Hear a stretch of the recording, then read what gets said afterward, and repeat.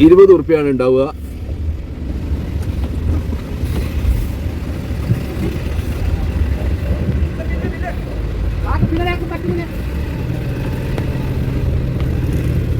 ഒരാൾക്ക് 20 രൂപയാണ്. അതാണ് ഇപ്പം കൊടുത്തത്. ഇപ്പോൾ അവിടെ നിൽക്കുന്ന ആളെ അപ്പം ഇവിടെ ശ്രദ്ധിക്കേണ്ടത് എന്താണെന്ന് വെച്ച് കഴിഞ്ഞാൽ മെയിനായിട്ട് കുറേ അമ്പുകൾ ഉണ്ട്. ഓരോ 900 മീറ്ററിലും അമ്പുകളുണ്ട്. പിന്നെ ഇപ്പം നമ്മൾ പോയിക്കൊണ്ടിരിക്കുന്ന കാട് കർണാടക സ്റ്റേറ്റിൻ്റെ കാടാണ്, ബന്ദിപ്പൂർ ഫോറസ്റ്റ്. അപ്പോൾ ഇവിടെ നമ്മൾ കാട്ടിലേക്ക് കടക്കുന്ന സമയത്ത് നമ്മൾ മനസ്സിലാക്കേണ്ടത് എന്താണെന്ന് വെച്ച് കഴിഞ്ഞാൽ സ്റ്റാർട്ടിങ്ങിലും അതുപോലെ തന്നെ ആ കാടിൻ്റെ എൻഡിലും എന്തുണ്ടാവും, മാനുകൾ ഉണ്ടാവും. അപ്പോൾ അവർ ക്രോസ് ചെയ്യുന്ന ഒരു സാധ്യത നമ്മൾ മനസ്സിൽ കാണണം.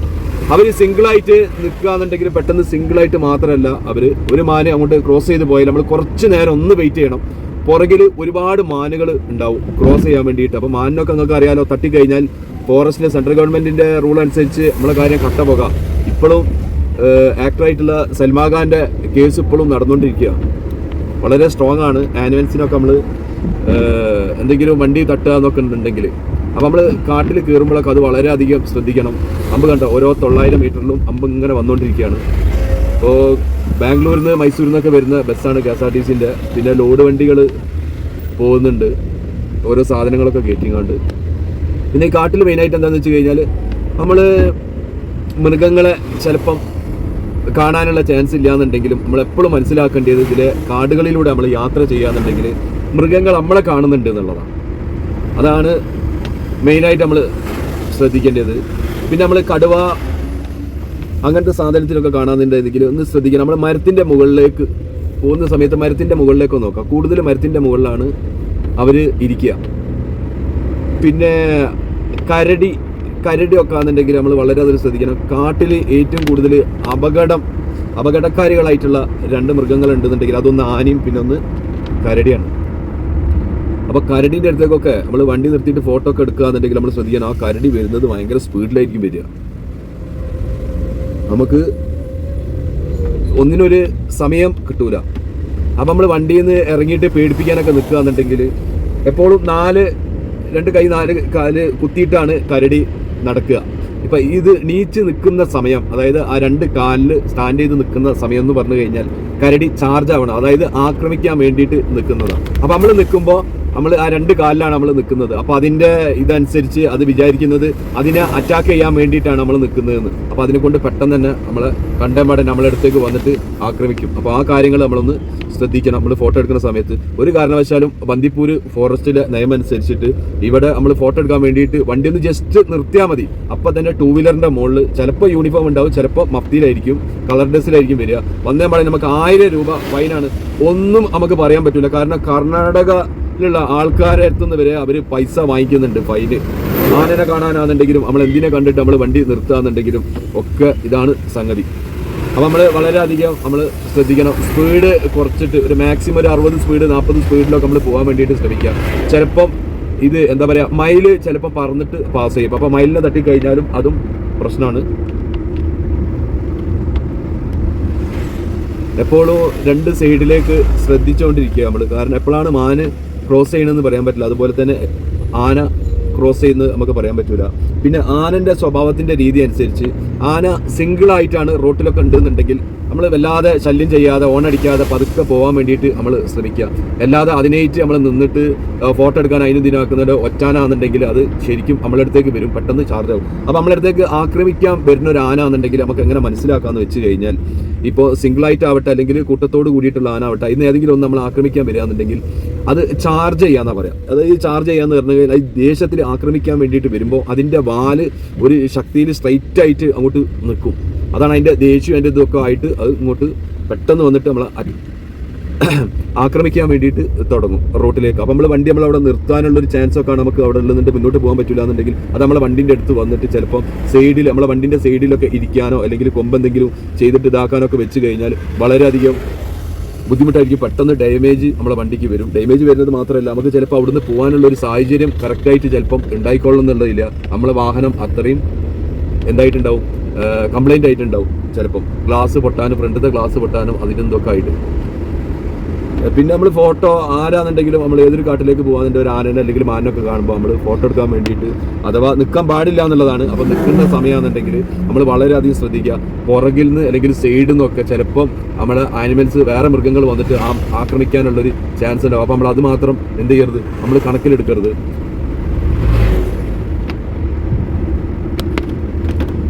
നമ്മൾ മനസ്സിലാക്കേണ്ട ഈ ബന്ദിപ്പൂര് ഫോറസ്റ്റിൽ രാവിലെ 6 മണി മുതൽ രാത്രി 9 മണി വരെയാണ് ഇവിടെ പ്രവേശനം ഉള്ളത്.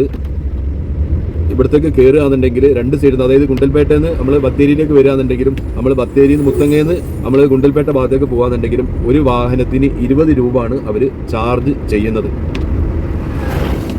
പിന്നെ ഇവിടെ നമ്മൾ തൊട്ടുകൊണ്ട് 3 കാടാണ് ഉള്ളത്. ഒന്ന് നമ്മൾ കേരളത്തിൻ്റെ കാടായിട്ടുള്ള മുത്തങ്ങ ഫോറസ്റ്റ് ആണ്. രണ്ടാമത്തേതാണ് നമുക്ക് ബന്ദിപ്പൂര് ഫോറസ്റ്റ്, അത് കർണാടകൻ്റെ ആണ്. മൂന്നാമത്തെ ഒരു കാടുണ്ട്, അത് നമുക്ക് ഒരു റൈറ്റ് സൈഡിലേക്ക് ആയിട്ട് നമ്മൾ ഗുണ്ടൽപേട്ടയിൽ നിന്ന് ഗൂഡല്ലൂർ ഭാഗത്തേക്ക് പോകുമ്പോൾ നമുക്ക് കിട്ടും. സത്യമംഗലം ഫോറസ്റ്റ് ആണ് അത്.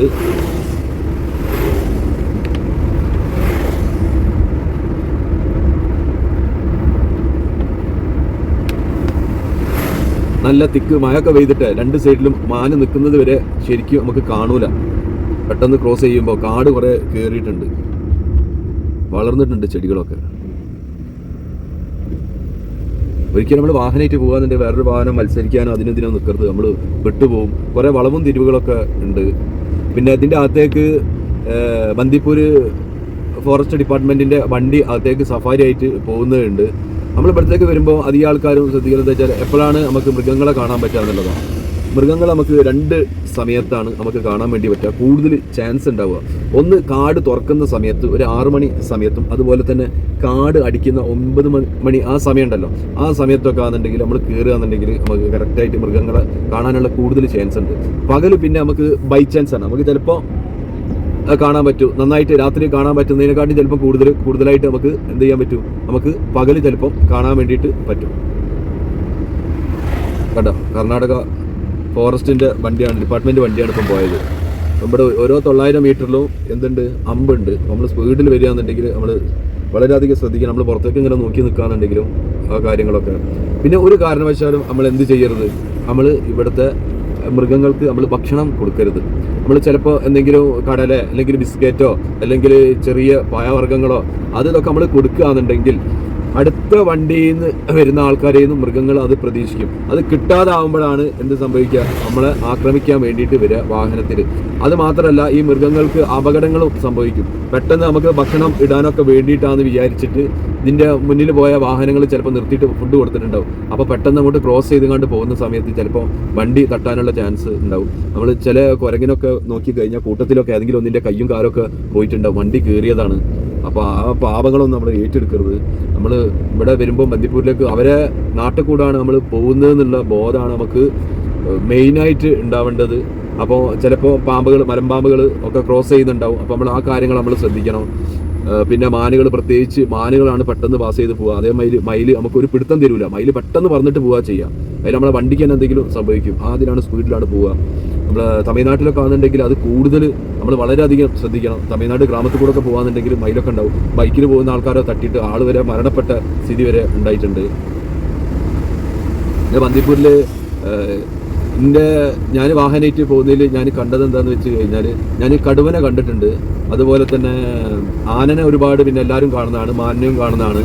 പിന്നെ മാനുകൾ, 2-3 സൈസ് മാനുകൾ, എന്താണ് പൊന്മാൻ എന്നൊക്കെ പറഞ്ഞ മാതിരിയുള്ള മാനുകളെ കാണാം. അതുപോലെ തന്നെ പോത്ത്, 1.5 പോത്താ, കാട്ടുപോത്ത്, ബമ്പജാത്തി.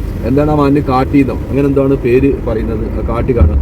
പിന്നെ മങ്കീസ്, 2 തരത്തിലുള്ള മങ്കീസിനെ കാണാം, 2-3 തരത്തിലുള്ള മങ്കീസിനെ കാണാം. ഏറ്റവും കൂടുതൽ നമ്മളെ ബന്ദിപ്പൂരും അതുപോലെ തന്നെ നമ്മളെ മുത്തങ്ങനെക്കാട്ടും കൂടുതൽ എൻ്റെ അഭിപ്രായത്തിൽ മസനഗുഡി, നമ്മൾ ഗുണ്ടൽപേട്ടയിൽ നിന്ന് നമ്മൾ മസനഗുഡി വഴി പോകാന്നുണ്ടെങ്കിലും ഗൂഡല്ലൂരിൽ നിന്ന് നമ്മൾ മസനഗുഡി പോയി പോകാന്നുണ്ടെങ്കിലും ഒരുപാട് മൃഗങ്ങളെ കാണാനുള്ള ചാൻസ് ഉണ്ട്. സത്യമംഗലം ഫോറസ്റ്റിലും അതേമാതിരി ആ സൈഡിൽ ഗുണ്ടൽപേട്ട അങ്ങോട്ട് പോകുന്ന ബന്ദിപ്പൂര് ഫോറസ്റ്റിലും കാണാനുള്ള ഒരുപാട് ചാൻസ് ഉണ്ട്. അപ്പോൾ അതൊക്കെ നമ്മൾ എന്ത് ചെയ്യുക, നമ്മൾ ടൂറൊക്കെ പോകാൻ നമ്മൾ പ്ലാൻ ചെയ്യുകയാണെന്നുണ്ടെങ്കിൽ നമ്മൾ താഴത്തുനിന്ന്, അതായത് കോഴിക്കോട് ജില്ലയിൽ നിന്നൊക്കെ വരുന്ന ആൾക്കാരാണെന്നുണ്ടെങ്കിൽ ശരിക്കും കോഴിക്കോട്, കൽപ്പറ്റ, സുൽത്താൻ ബത്തേരി, മുത്തങ്ങ, ബന്ദിപ്പൂര് ഫോറസ്റ്റ്, ഗുണ്ടൽപേട്ട അങ്ങനെ ഗുണ്ടൽപേട്ടയിലേക്ക് വരികയാണെന്നുണ്ടെങ്കിൽ നമുക്ക് എന്താ ചെയ്യുക, ആ റൂട്ട് ഞാൻ ശരിക്കും പറഞ്ഞുതരാം. ഞാൻ അതിലെന്തൊക്കെയാണ് നമുക്ക് കിട്ടുക, കാണാൻ പറ്റാന്നുള്ളത്. നമ്മളൊന്നുമാടി ഞാൻ ആ റൂട്ട് പറഞ്ഞുതരാം. അതായത് നമ്മൾ കോഴിക്കോട് ജില്ലയിൽ നിന്ന് വരികയാണെന്നുണ്ടെങ്കിൽ നേരെ താമരശ്ശേരി, അടിവാരം, അങ്ങനെ ചുരം കയറിയിട്ട് നമ്മൾ കൽപ്പറ്റെത്തി. കൽപ്പറ്റയിൽ നിന്ന് നേരെ ബത്തേരിയിലേക്ക് എടുക്കുക. ബത്തേരിയിൽ നിന്ന് നേരെ മുത്തങ്ങ ഫോറസ്റ്റിൽ. അപ്പോൾ അവിടെയും ചില സമയത്ത് ആനകൾ ഒരുപാട് കാണാനുള്ള ചാൻസ് ഉണ്ടാവും, മാനുകൾ അതുപോലെ തന്നെ ഉണ്ടാവും, മയിലുകൾ ഉണ്ടാവും.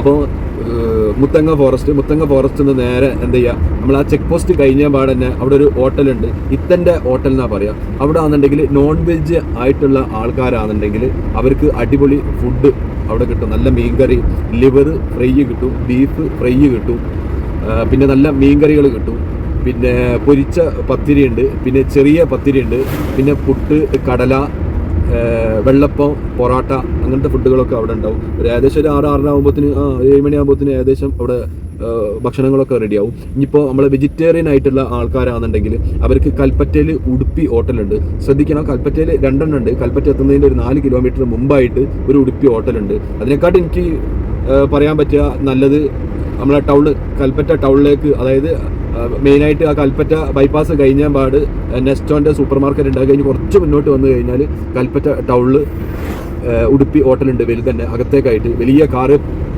എല്ലാ വാഹനങ്ങളും, വലിയ വാഹനങ്ങളൊക്കെ പാർക്ക് ചെയ്യാൻ വേണ്ടിയിട്ട് പറ്റുന്ന രീതിയിലുള്ള ഒരു സ്പേസ് അവിടെ ഉണ്ട്. നല്ല ഫുഡാണ്. അതുപോലെ തന്നെ ഫാമിലി ആയിട്ട് പോകാന്നുണ്ടെങ്കിൽ നല്ല ബാത്റൂമൊക്കെ, നല്ല സൗകര്യമുണ്ട്. മറ്റേ ഉടുപ്പി മോശമാണെന്നുള്ളതല്ല പറഞ്ഞത്, ചെറിയൊരു ചില സമയത്ത് അവിടെ ഫുഡ് കൊണ്ടുവരാൻ അതാവാനൊക്കെ കുറച്ച് സമയം കാര്യങ്ങളൊക്കെ എടുക്കും. അപ്പോൾ അതിനെക്കാട്ടി ഏറ്റവും ബെറ്റർ എന്താണെന്ന് വെച്ച് കഴിഞ്ഞാൽ നമ്മളെ ഈ ഉടുപ്പിയാണ്, കൽപ്പറ്റയിലുള്ള ഉടുപ്പിയാണ്.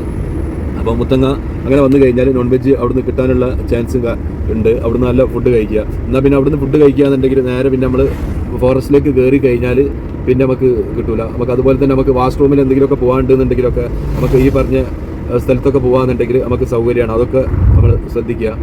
പിന്നെ പറയാനുള്ളത്, അപ്പോൾ രാത്രി ചില ആൾക്കാർക്ക് ഒരു സംശയം ഉണ്ടാവും, ടൈം പറഞ്ഞല്ല ഞാൻ, ബന്ദിപ്പൂർ ഫോറസ്റ്റിൽ രാവിലെ 6 മണി മുതൽ രാത്രി 9 മണി വരെ ആണെന്നുള്ളത്.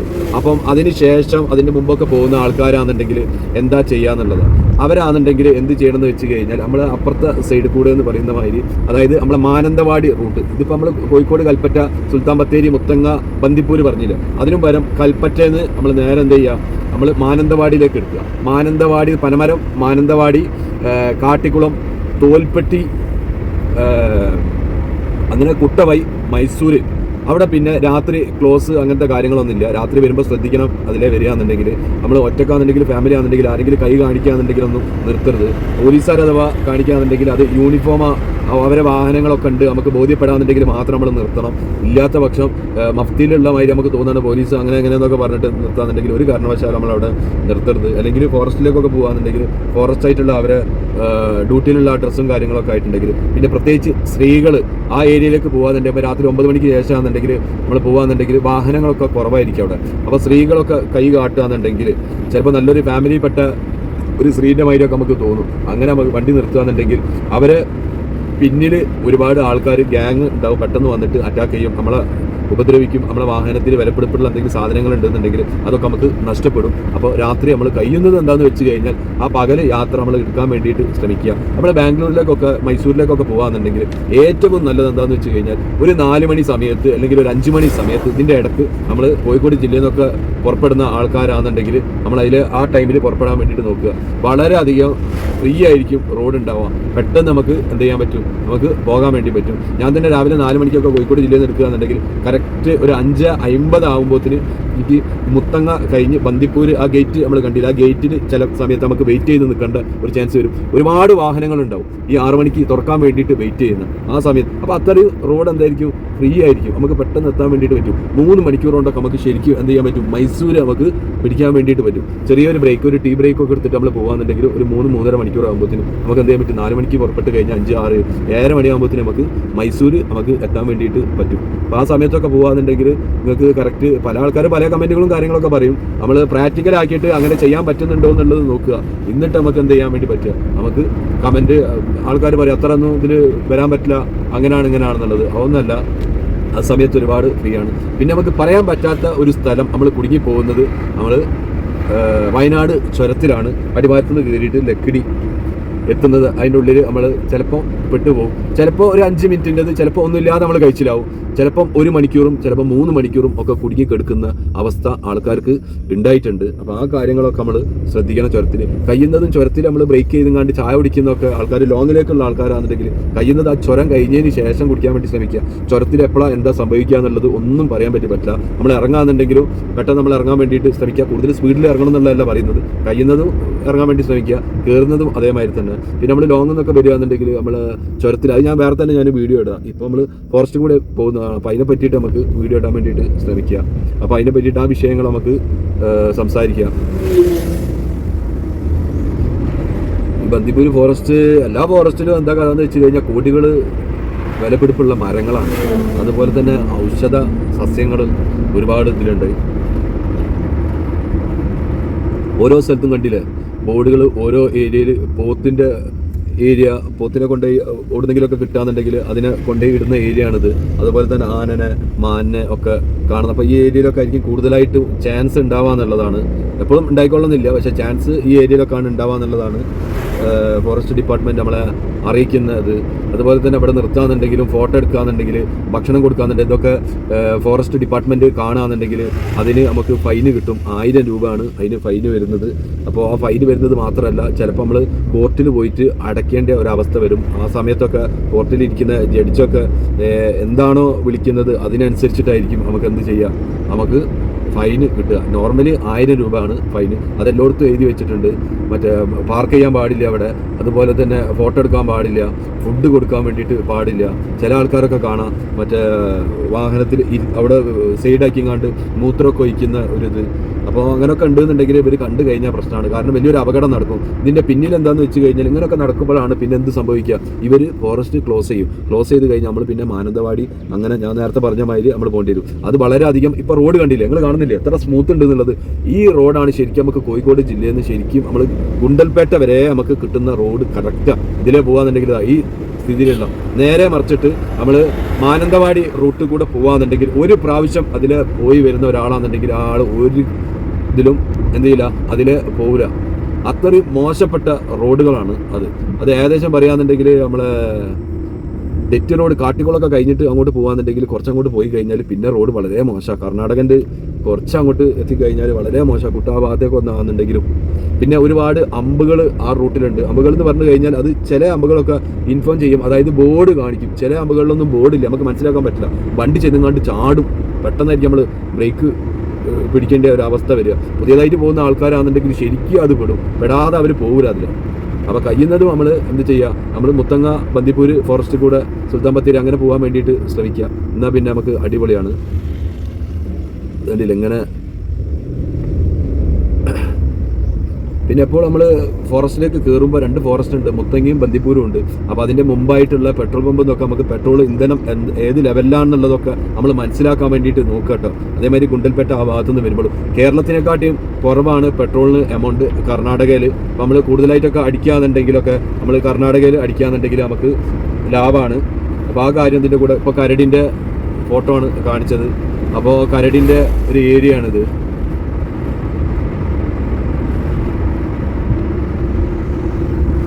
AC ഒക്കെ നമ്മൾ കാറിലൊക്കെ പോകുകയെന്നുണ്ടെങ്കിൽ ഇവിടെ എത്തുന്ന സമയത്ത് ആ AC ഒക്കെ ഓഫ് ചെയ്തിട്ട് വിൻഡോ ഒക്കെ ഒന്ന് ഓപ്പൺ ചെയ്ത് കഴിഞ്ഞാൽ നല്ല അടിപൊളി നാച്ചുറലായിട്ടുള്ള നല്ല ഓക്സിജനാണ് നമുക്ക് കിട്ടുക.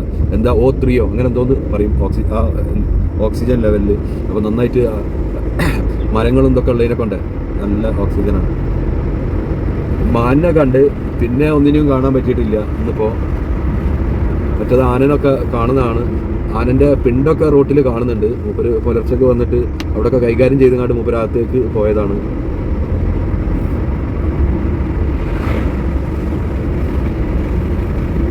കണ്ടില്ല റോട്ടിൽ ആനപ്പിണ്ടം.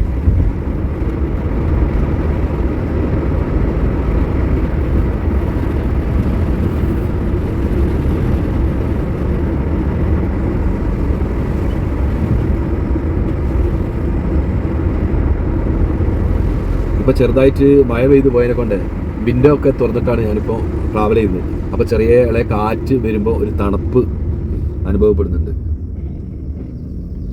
പാർക്കിംഗ്, പിക്നിക്ക്, ഫോട്ടോ, ലിറ്ററിങ് 1000 രൂപയാണ് ഫൈന് വരുന്നതെന്ന് ബോർഡ് തന്നെ എഴുതി വെച്ചിട്ടുണ്ട്. അപ്പോൾ അങ്ങനെ എവിടെയെങ്കിലും ബോർഡ് ഉണ്ടോ എന്നുള്ളത് നമ്മൾ ആൾ വന്നിട്ട് ഫൈൻ ഇവിടെ 1000 റുപ്യ എന്ന് പറയുമ്പോൾ നമ്മൾ പറയാൻ നിൽക്കണ്ട, എല്ലായിടത്തും ബോർഡുണ്ട്.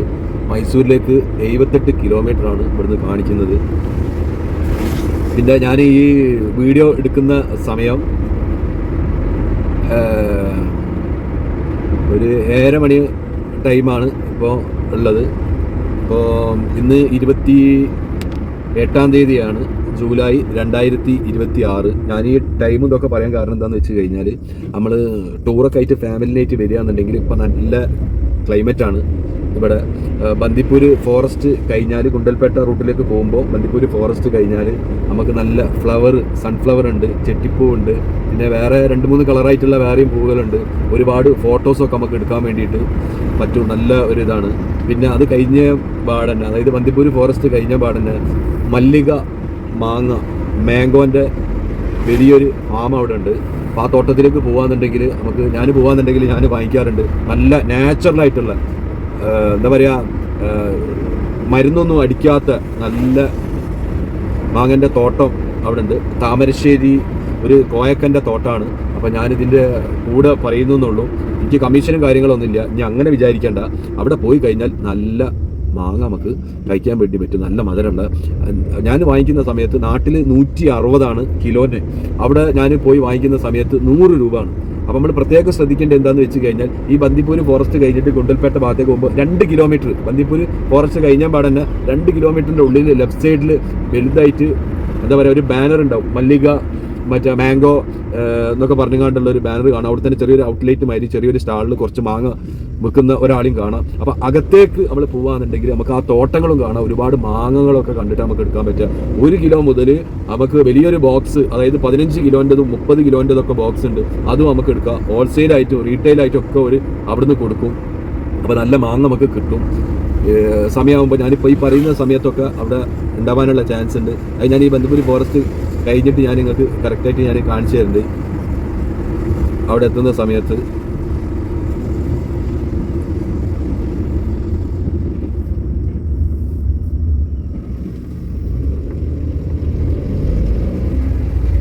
അപ്പോൾ ഈ ബന്ദിപ്പൂർ നമ്മൾ ഫോറസ്റ്റ് കൂടെ ഇങ്ങനെ പോകാന്നുണ്ട്. 2 സൈഡിലും മാനുണ്ട് കേട്ടോ. ഞാൻ മുന്നിൽ വീഡിയോ വെച്ചതിനെ കൊണ്ടാണ് ഇത്.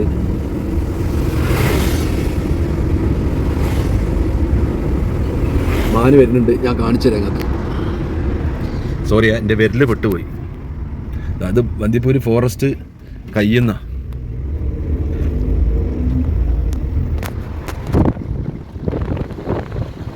മാനുകൾ.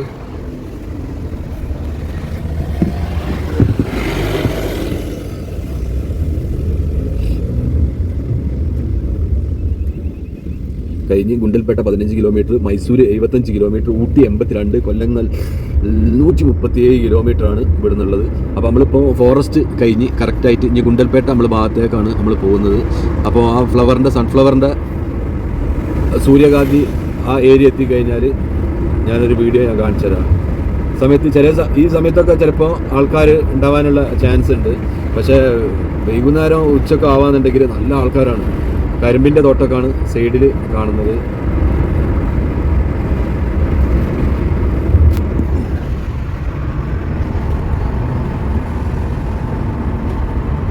നിങ്ങൾ കാണുന്നുണ്ടോ? കണ്ടോ? ചെട്ടിപ്പൂവാണ് ചെറിയ. കണ്ടോ? അവിടെ സൺഫ്ലവറിൻ്റെ ഉണ്ട്. ഇവിടെ അതേമാതിരി തന്നെ.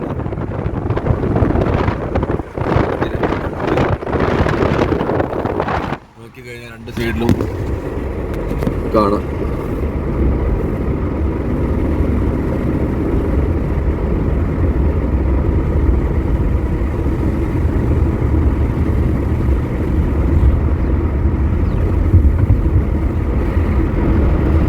ഗുണ്ടൽപേട്ട 14 കിലോമീറ്റർ കണ്ടില്ലേ?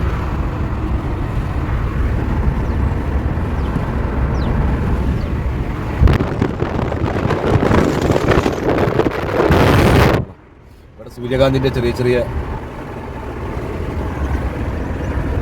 വരുന്നത്. കേബേജിന്റെ കൃഷി, കരിമ്പ് കൃഷി, പിന്നെ ഇളനി, പിന്നെ മുളക്, ചെറിയ ഉള്ളി,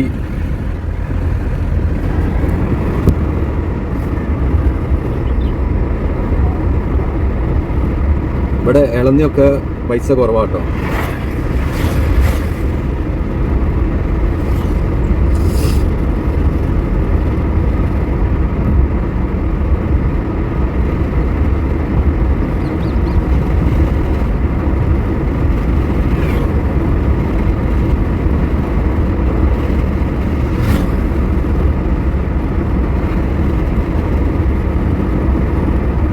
വൺ 1033 നാഷണൽ ഹൈവേൻ്റെ നമ്പറാണ്. നമുക്ക് എന്തെങ്കിലും ആവശ്യമുണ്ടെന്നുണ്ടെങ്കിൽ, നമ്മളെ വണ്ടിക്ക് എന്തെങ്കിലും സംഭവിക്കുക, അല്ലെങ്കിൽ പെട്രോൾ തീർന്നു പോവുക, പിന്നെ എന്തെങ്കിലും ആരോഗ്യപരമായിട്ട് നമുക്ക് എന്തെങ്കിലും ബുദ്ധിമുട്ടൊക്കെ ഉണ്ടെന്നുണ്ടെങ്കിൽ ആ 1033 വിളിച്ചു കഴിഞ്ഞാൽ അപ്പോൾ തന്നെ നമുക്ക് അവർ വന്നിട്ട് വേണ്ട സഹായം ചെയ്തു തരും.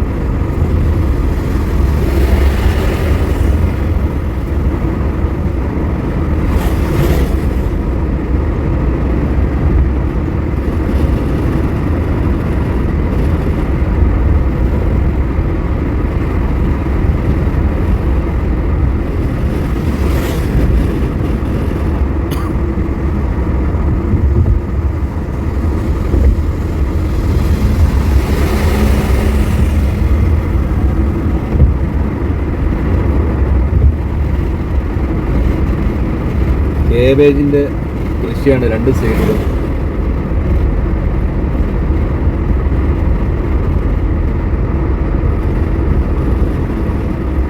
മൈസൂർ ടു കോഴിക്കോട് കർണാടകൻ്റെ ബസ്സാണ്.